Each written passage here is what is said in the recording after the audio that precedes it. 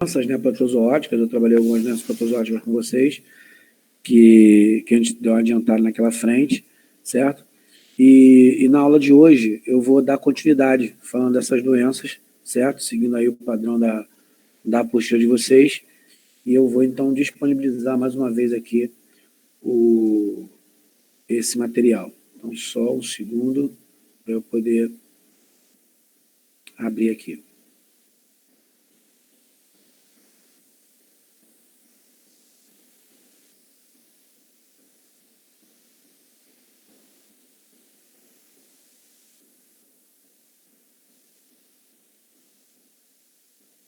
Na aula passada, a última doença que eu falei foi...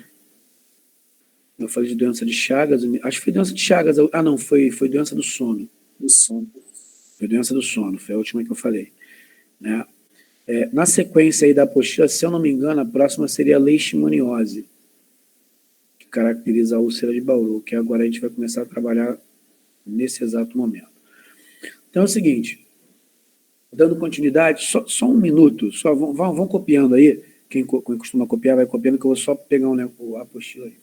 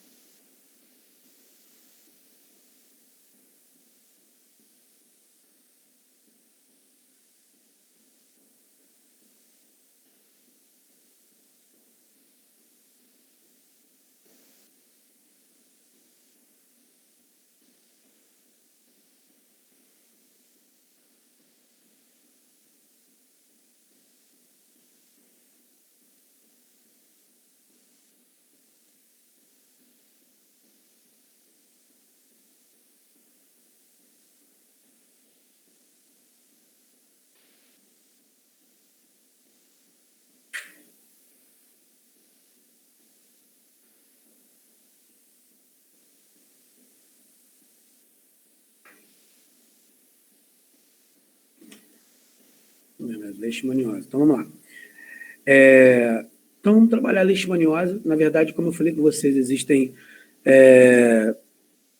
vários tipos de leishmaniose, vários tipos de leishmania, certo? Ô, Marcelo, Pois não. tá aparecendo alguma coisa no slide, uma coisa assim? Deixa eu ver. Será Acho que que você não colocou ainda. eu não disponibilizei para vocês? Ah, cabeça de vento. Calma aí. Agora sim. Daqui a alguns segundos, vocês vão estar vendo. Agora foi, valeu. Sim, né? Valeu, obrigado aí, desculpa. Bom, o que a gente passa a observar? Né? Quando eu falo de leishmaniose, também pode ser chamado de úlcera de Bauru, eu estou falando do tipo de leishmaniose que acontece de maneira mais comum aqui no Brasil. Tá? Ela também pode ser chamada de leishmaniose tegumentar, né? Porque, na verdade, ela vai estar acontecendo no tecido, né? Então, vai estar acontecendo na pele, no tecido epitelial. Então, por isso que ela é caracterizada como uma leishmaniose tegumentar, certo? Agente etiológico, Leishmania brasiliensis, só um minuto.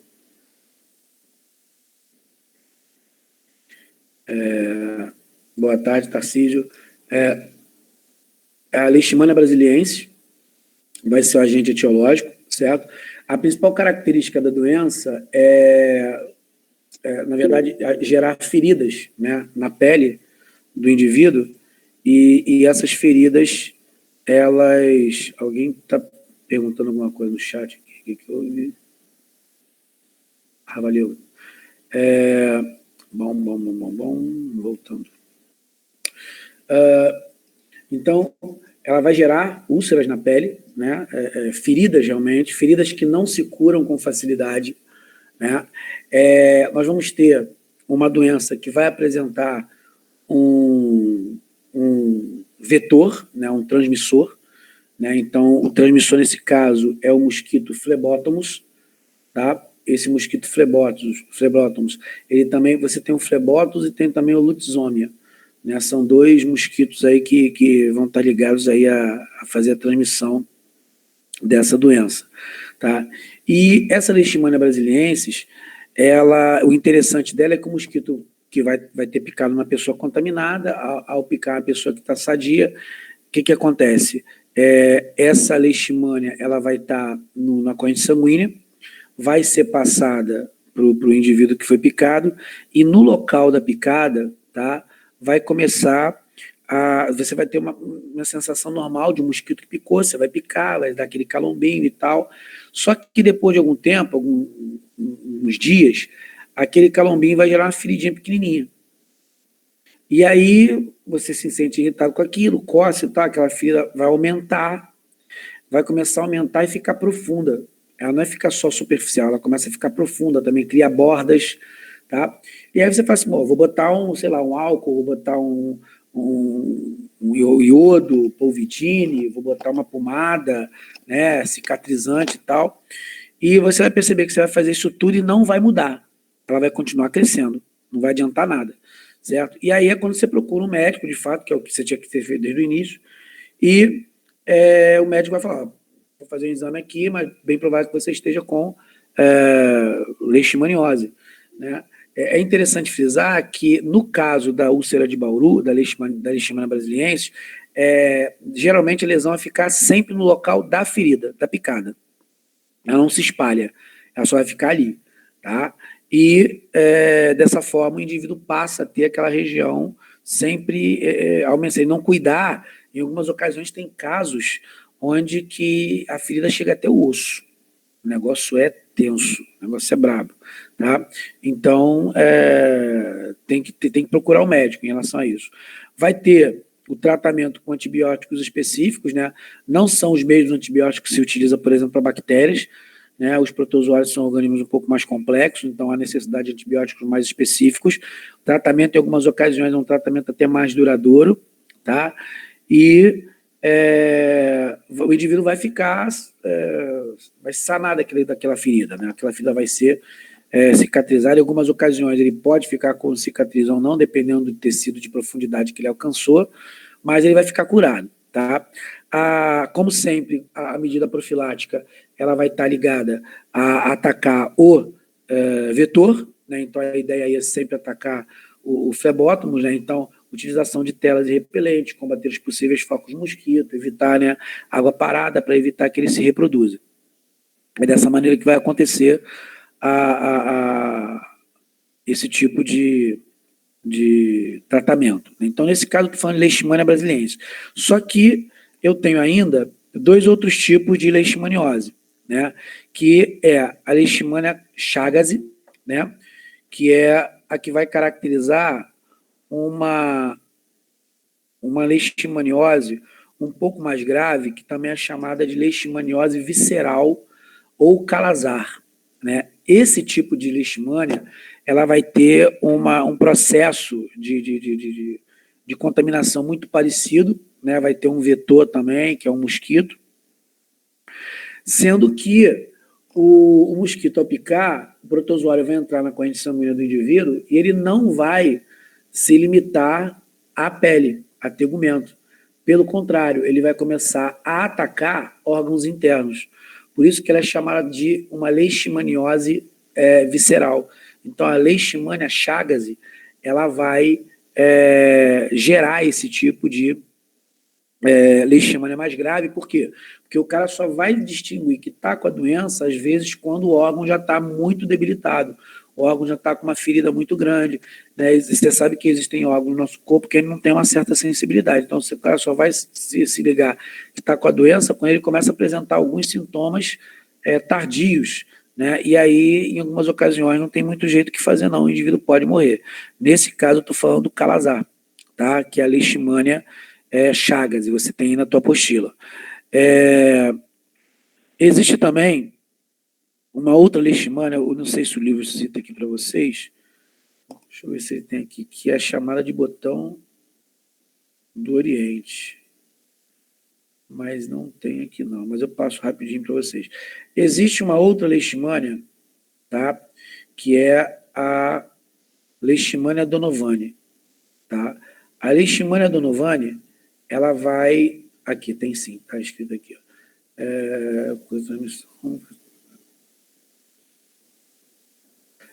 Essa leishmania, ela vai gerar o que a gente chama de botão do Oriente, tá?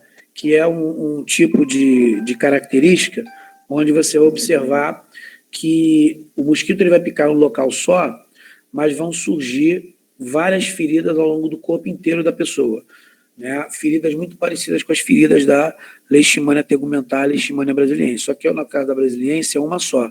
E no caso dessa botão do Oriente, ela vai surgir em vários locais do corpo.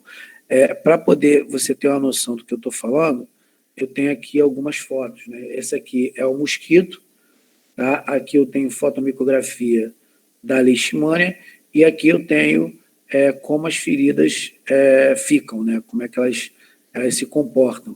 Tá? Essas aqui são duas feridas relacionadas aí a essa doença. Tá? Bom, saindo de leishmania, a gente vai falar de giardíase, porque ele entra falando de de protozoários flagelados, né? Então, a primeira a trabalhar aí é a giardíase, né? Também conhecida como giardiose, que a gente vai entrar comentando aqui em cima. Aqui. Bom, então, a giardíase, ela é causada, né? O agente etiológico é a Giardia lamblia. A característica crucial da doença, como contexto sintomatológico, é a diarreia, né? Então o indivíduo vai ter uma diarreia muito intensa. Diarreia essa que, mediante a ação da giardia, ela pode lesionar o tubo digestivo, caracterizando inflamação no tubo digestivo, principalmente no intestino grosso, que a gente caracteriza como colite. Né? A colite é uma inflamação no intestino grosso. Então, isso vai acontecer com o indivíduo. Toda vez que eu menciono a perda de água, né, eu estou tendo um quadro grave. Toda doença que gera diarreia é um quadro grave. Por quê? Porque dependendo da intensidade da diarreia, o cara pode ficar desidratado em menos de 24 horas, correto?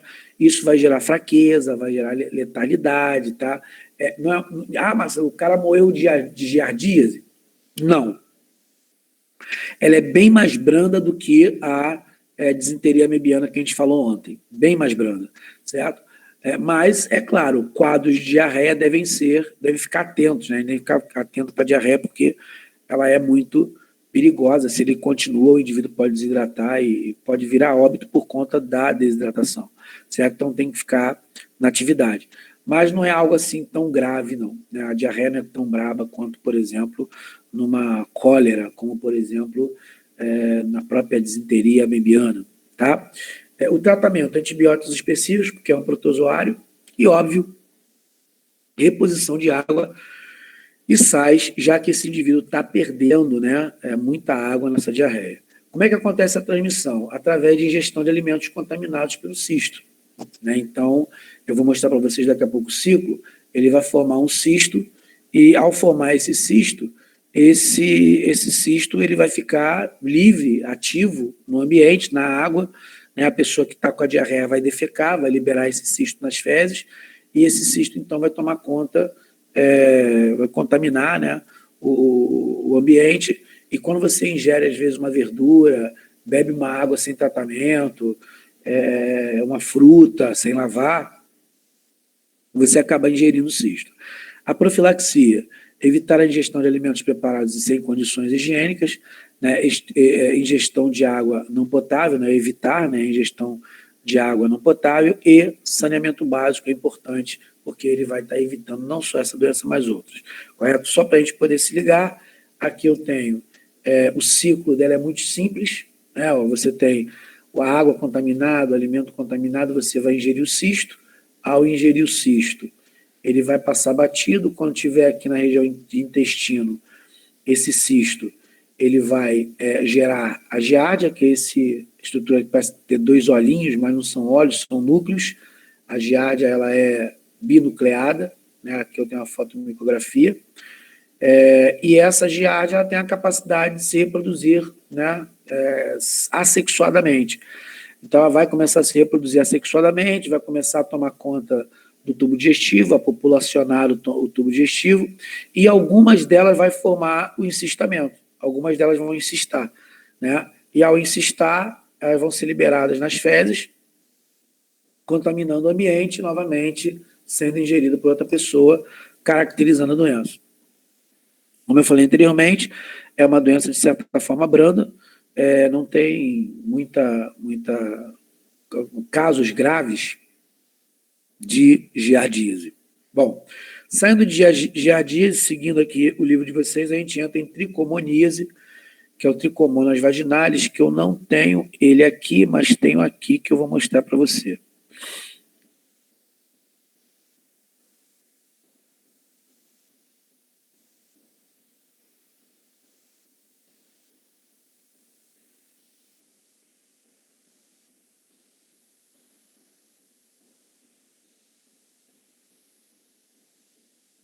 Não, não está aqui não. Aqui não, calma aí.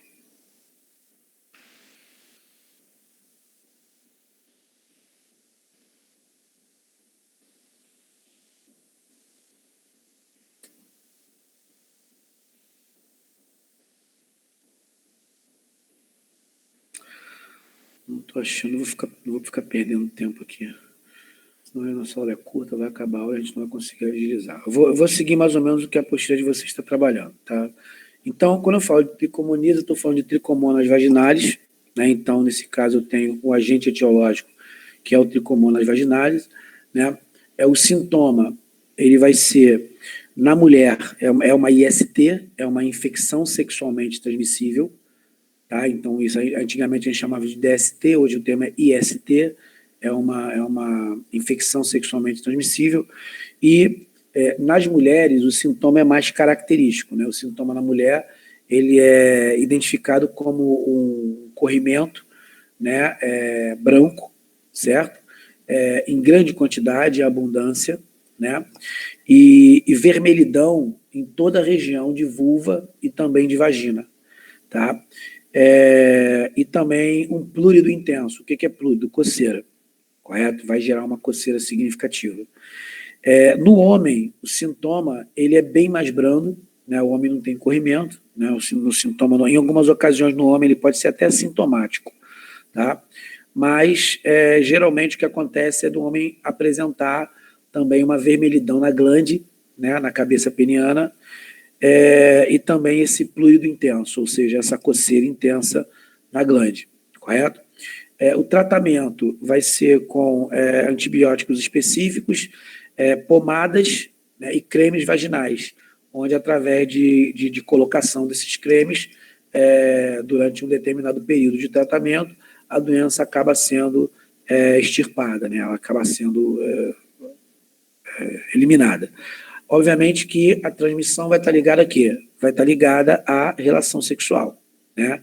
Então, a relação sexual sem a utilização de preservativo acaba gerando a doença, né? Acaba caracterizando a doença, que é uma doença, não é tão grave assim, mas ela pode se agravar mediante negligência, né? Então, o cara, às vezes, negligencia a doença, né, não procura o médico, e ela pode se alastrar. Então, ela pode, por exemplo, na mulher, subir pelo útero, chegar até a tuba uterina, né? Então, ela pode, no homem, por exemplo, ela pode chegar até o testículo. Então, é uma doença que em casos, né, mais extremos, ela pode levar, por exemplo, à esterilidade. Tá? Então, isso pode acontecer no caso aí de uma tricomoníase. Mas, fora isso, a partir do momento que se utiliza preservativo, se previne, né? É praticamente curada, tratada, sem problema algum. Não tem problema algum no tratamento dela. Certo?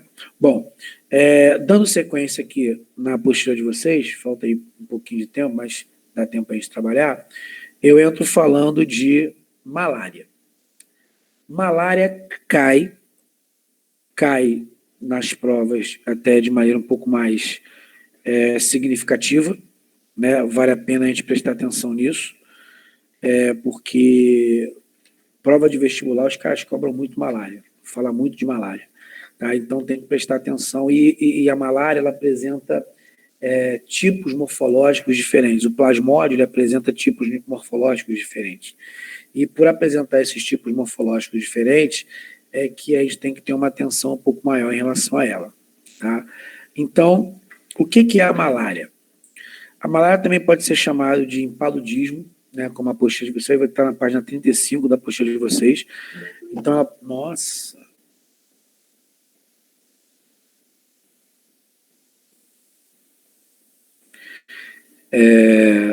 Então, ela pode ser chamada de malária, impaludismo, febre palustre, cesão, maleita, né? Todos esses são nomes relacionados à malária. Existe um gênero, né, que é o gênero Plasmodium, que é o gênero que vai estar caracterizando 3 tipos de malária. Né? A gente vai ter o Plasmodium malari, que é esse que eu estou mostrando aí para vocês. A gente vai ter o Plasmodium falciparum e o Plasmodium vivax. Tá? E aí o que o livro traz, ó. O Plasmodium vivax, ele vai causar a malária terçã benigna. Tá? O Plasmodium falciparum, a malária terçã maligna, e o Plasmodium malari é a malária quartã benigna. Tá? O que seria esse sistema quartã? Qual é a diferença disso? A doença ela tem como principal característica intervalos febris, febres intermitentes. Então, de períodos em períodos, ela vai ter febre. E o que vai distinguir os 3 tipos é o período febril. Então, tem a benigna, ela vai ter um período de febre, as benignas bem maiores, e a maligna vai ter um período de febre em algumas ocasiões de 24 a 36 horas. E aí tem um problema sério disso, porque se fosse simplesmente ter febre, né, não é tão ruim assim, né? É ruim, é claro, mas o problema é que quando o indivíduo apresenta febre, indica que existem hemácias sendo destruídas. Toda vez que acontece a febre, é porque eu tenho um número significativo de hemácias sendo destruídas. Então, se esse indivíduo tem a malária e não sofre tratamento, ele praticamente vai morrer, porque ele vai ter destruição de hemácias ao ponto de ele não conseguir mais transportar gases. Então, ele vai morrer por conta disso. Tá? Então, vamos trabalhar aí. Todas elas praticamente atuam da mesma maneira. Eu vou trabalhar o Plasmodium malari, tá? Que é o que vai caracterizar a quartã benigna. Tá? Então, vamos lá. Sintomas: febre alta em intervalo intermitente, certo? O tratamento: remédios à base de cloroquina, né, que é a famosa cloroquina que o pessoal estava falando aí em relação ao Covid.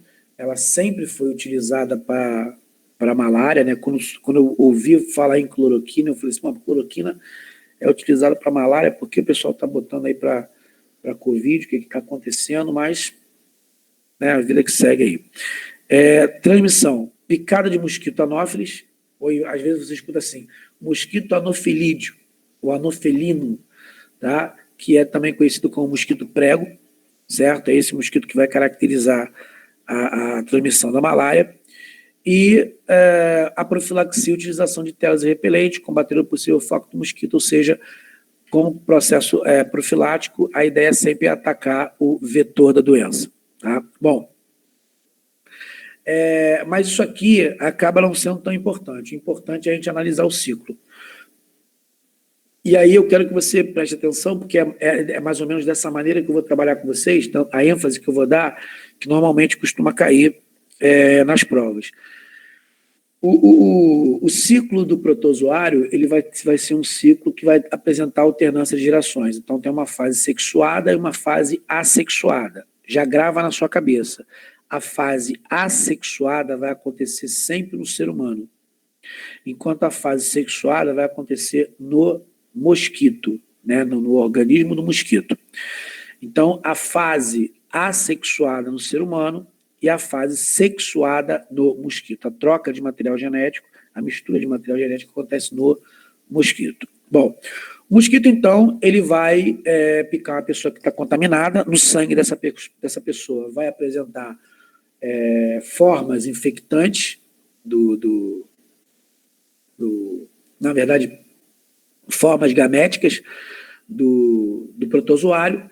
Esse protozoário, então, vai se reproduzir ali dentro e vai, assim, gerar formas infectantes. Essas formas infectantes vão ficar na glândula salivar do mosquito. Quando o mosquito pica uma pessoa, o que vai acontecer? Essas formas que são chamadas de esporozoítos, então a forma infectante sempre é a forma conhecida como esporozoíto, não esqueça isso, isso é importante. Esse esporozoíto, então, que você está observando sendo representado aqui, ele vai cair na corrente sanguínea e vai até o fígado do indivíduo. Tá? Ao chegar no fígado do indivíduo, ele começa a infectar, né, a penetrar nos hepatócitos, que são as células do fígado. Então, ele começa a entrar no hepatócito, começa a infectar o hepatócito. Ao infectar no hepatócito, eles vão começar a se reproduzir de maneira assexuada ali dentro, através de um processo conhecido como divisões múltiplas, tá? Onde ele aumenta o número de núcleos, depois esses núcleos se dividem em células, e a partir daí ele deixa de ser a forma esporozoítica e passa a ser a forma merozoítica, que é o chamado merozoíto. Esse merozoíto é a forma mais importante, por quê? Porque é ela que vai penetrar na hemácia. Então, esses hepatócitos infectados pelo esporozoíto agora arrebentam e liberam centenas de merozoítos. Esses merozoítos, então, vão migrar para a corrente sanguínea e na corrente sanguínea eles começam a penetrar nas hemácias. Ao penetrar nas hemácias, esses merozoítos começam a se reproduzir através também de multiplicação, né, divisão múltipla, no interior das hemácias. E quando isso acontece, essas hemácias, então, começam a ficar repletas desse merozoíto, e aí esses merozoítos vão arrebentar, que é o que você está vendo aqui. Ó, os merozoítos saem do hepatócito e penetram, então, na hemácia. Essa hemácia, então, começa a apresentar, né, um aumento significativo de reprodução de merozoíto, e, num determinado momento, a quantidade de merozoíto está tão grande que ela arrebenta. É nesse momento, e não é uma só que vai estar acontecendo isso, são várias, é nesse momento que o indivíduo vai ter febre. Marcelo, por que o cara tem febre quando acontece esse rompimento? O merozoíto, quando está se reproduzindo no interior da hemácia, ele, no processo reprodutivo, produz, ele ativa no interior da hemácia a produção de substâncias que nós chamamos de pirógenas ou pirogênicas, que são substâncias que vão ativar o sistema nervoso a gerar o processo febril. Então, quando essas substâncias estão dentro das hemácias, ela arrebentou ainda, quando ela arrebenta, essas substâncias caem na corrente sanguínea. Quando elas caem na corrente sanguínea, no plasma sanguíneo, chega até o cérebro e caracteriza o fenômeno de febre. Aí o indivíduo tem aquele período febril, vai ficar algumas horas de febre, né, enquanto as hemácias estiverem sendo destruídas, e automaticamente o que vai acontecer? Esses merozoítos, eles vão entrar em novas hemácias, tá? E vão caracterizar esse ciclo. Quando eles entram nas novas hemácias, é o período que vai acontecer de reprodução até novamente ele arrebentar e dar outra febre. Né? Por isso que eu falei que pode ser de 36 em 36 horas, 72 em 72 horas, assim por diante. Tá? Bom, quando, em algumas ocasiões, alguns merozoítos, eles se modificam, né? Eles se diferenciam e dão origem a gametozoítos. Esses gametozoítos vão ficar circulando no sangue sem penetrar em célula nenhuma, simplesmente vão ficar lá no sangue. Quando o mosquito pica a pessoa e suga, esse merozoíto vai para o tubo digestivo, ele se especializa em gameta masculino e gameta feminino, então vai entrar os dois tipos, então eles vão se especializar, e vai caracterizar a fecundação, eles se unem, gerando um oócito. Esse oócito, então, lá na glândula salivar do mosquito, vai eclodir e vai gerar esporozoítos. Na glândula salivar, quando esse mosquito picar uma pessoa, esses esporozoítos, então, vão ser liberados. Vão caracterizar, então, a doença, certo? Então, isso define a malária. O que eu quero que vocês entendam? Coisas importantes. fase sexuada no mosquito, fase sexuada no homem. Forma infectante, esporozoito. É dessa forma que se testa a vacina. A vacina para malária é testada mediante essa forma, que é o esporozoito. Tá? E a forma que entra na hemácia é sempre o merozoito. O que caracteriza a febre? É o rompimento da hemácia após fechar o ciclo no interior da hemácia para a liberação de novos merozoítos para atacar novas hemácias. Então, o rompimento da hemácia caracteriza a doença. Alguma pergunta, alguma dúvida até aqui? Perguntas, dúvidas? Por mim tá tudo tranquilo. Tranquilo, Clara? Meninos, meninas? Por mim também, tudo certo. Tá Beleza? tranquilo. Tranquilo, então. Então, eu vou fechar nossa aula aqui de hoje, são 3h20. Eu vou disponibilizar mais ou menos para 3h30